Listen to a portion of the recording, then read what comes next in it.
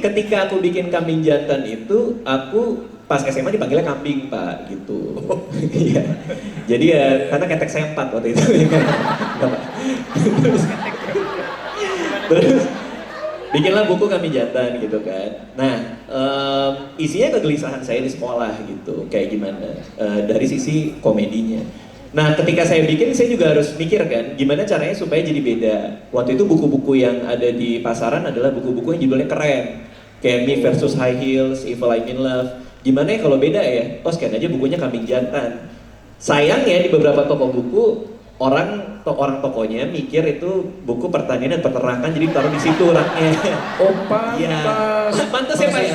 Iya, itu mahasiswa peternakan kok pada beli semua. Itu dia Pak. Pas baca, keliru. Iya Pak. Aku mau roasting nggak enak ini sebenarnya. Tapi itu dibuang. Iya, Nggak apa-apa. Iya Pak. Baca kok. Iya Pak. Ya. Makasih Pak. Ya, sama-sama. Terus akhirnya ya itu salah satu caranya itu lagi gitu. Kalau kita punya kegelisahan, gimana cara kita mengkomunikasikan kegelisahan itu dalam bentuk yang kreatif. Jadilah stand up comedy, jadilah film, jadilah kalau di YouTube aku sempat bikin Malam Minggu Miko, itu cerita soal aku nggak punya pacar selama 4 tahun. Tiap kali ketemu orangnya pasti nggak ada yang suka sama aku, cewek-cewek ini. Terus aku pikir ya daripada sakit hati, bikin sebuah seri yang isinya tentang cewek yang nggak suka sama cowok ini, setiap malam minggu gagal mulu. Jadi itu sebenarnya cuman pacaran versinya Radit yang imajiner gitu ya? Iya Pak. Ya Allah, kasihan banget. Umpama nih teman-teman, saya mau nanya dulu nih. Iya boleh. Umpama Radit masih belum nikah, kira-kira ini masuk kualifikasi kamu nggak? Coba kira-kira yang mau siapa kira-kira? Kamu cowok? Oh cewek kan? Iya. Yang di atas ada yang tertarik nggak? Udah kelihatan nih. Iya. Oh iya, tertarik kok cowok lagi, bukan ini. Ini kalau videonya naik mengundang perpecahan di keluarga saya Pak nanti. Tenang aja, nanti saya klarifikasi bahwa ini hanya pertanyaan semata untuk kebutuhan keuangan. Oh iya siap Pak, siap Pak. Nah, Iya. ini banyak anak muda nih yang mesti mana ya berperan ya. Ada corona ikut panik, beli masker, ya kan? Iya. Terus kemudian nggak tahu etika bersin. Nih, saya baru dikasih tahu dokter. Iya Pak. Etika bersin ada gayanya. Gitu ya? Kalau batuk, Oh gitu ya? ternyata ada. Jadi agak mirip sama. Iya. Ternyata etika ini penting untuk jaga kesehatan. Betul Pak. Terus kita pengen gini, negara kok rame ya? Kok semua panik dengan corona ya? Padahal pemerintah udah siap loh, Iya. stok pangan siap loh. Iya Pak. Ya. Padahal yang hidup sehatnya lebih bagus, dia akan kuat. Iya. Kita pengen berperan mengkampanyekan. Mas Radit, ajarin dong kawan-kawan. Kalau kita mau ngomong hal-hal yang begini, kita berkontribusi membuat masyarakat tidak panik dalam gaya kekinian. Iya Pak. Anak muda. Iya. Mas Radit terus kita suruh ngomong. Mas Radit ngomong apa? Kira-kira di YouTube, di Instagram, ngomongnya gimana nih? Kalau akhir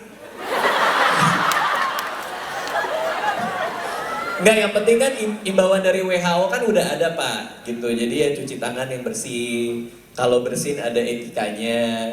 Terus kalau kalian dari luar negeri, dari negara yang yang sudah ditandain itu punya gejala ya mungkin karantina diri sendiri. Terus ya kan ada imbauan gitu kan 14 hari di rumah, kalau misalnya kerasa sakit baru lapor ke yang berwajib gitu Pak. Ya misalnya dinas kesehatan kan berwajib juga kan gitu. Gitu nggak sih Pak? Nggak tahu Pak. Oke. Gue lagi kayak ujian skripsi loh. Tapi ada Pak Rektor ini nih, lumayan bagus ya. Gitu Pak kira-kira Pak, aku juga bingung Pak. Ntar Takut salah loh Pak informasinya Pak saya Pak. ini kok nggak lucu jadi? Iya, karena saya bingung Tepuk Pak. tangan. Iya. Mas, aku mau tanya lagi ya. Takut salah Pak. Banyak anak-anak sekarang ngerti. Oh iya, saya ingin berkontribusi, tapi saya nggak ngerti caranya gimana. Ilmu ada. Media sekarang ingin mengambil media sosial. Iya. YouTube sekarang menjadi tempat yang paling ramai ya, orang untuk berkreasi.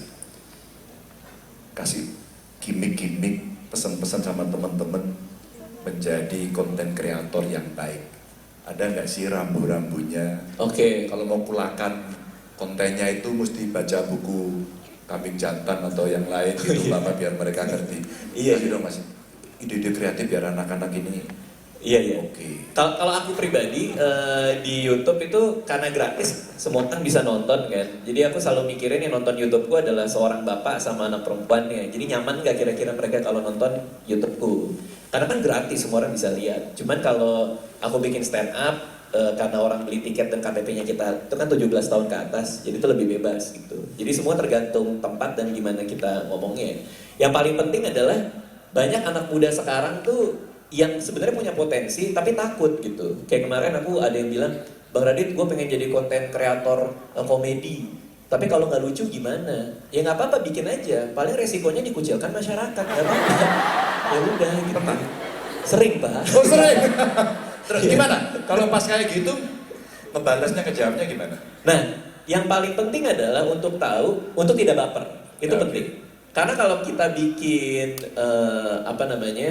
YouTube, terus orang ngata-ngatain, nggak lucu loh, garing apa segala macem. Kalau orang yang baper kan pasti sedih dan tidak bikin lagi. Tapi kalau kita merasa itu sebagai sebuah kesempatan untuk memperbaiki diri, ya pas orang bilang nggak lucu, ya kita kan nanya, nggak lucunya di mana? Oke. Ke diri sendiri kan. Lalu bikin lagi. Satu video nggak lucu itu biasa gitu. 2 video nggak lucu ya udah. Video ketiga nggak lucu ya udah. Hah? Udah setahun 2 tahun nggak lucu ya mungkin udah saatnya hapus YouTube ya sih. udah nggak ada kesempatan. Terus tahu diri ya. Iya tahu diri ya. Saya mau tahu dong, yang punya akun YouTube siapa di sini? Boleh angkat tangan dong. Akun YouTube yang tinggi-tinggi aja. Dapat sepeda lo ini. Oke. Oh, akun YouTube punya. Akun Instagram. Oh lebih banyak. Siapa followernya Radit? Banyak juga. Iya banyak ternyata ya. Siapa follower saya? Sorry lebih banyak saya. Siapa follower Pak Rektor? Ngaku. Bener nggak? Alhamdulillah Mas, Pak Rektor. Alhamdulillah saya hitung ada 3, lumayan loh Pak. Bapak ternyata ada followernya loh Pak. Itu kontennya biasanya apa? Upacara atau pengarahan? Direktornya sebenarnya juga milenial. Pak Rektornya milenial loh. Iya Pak. Sebenarnya wajahnya kolonial sih. Tapi milenial. Loh, wajah nggak jamin. Wajah nggak jamin. Yang penting kelakuan. Makanya jadi minta izin kita. Iya Pak. Pak Rektor.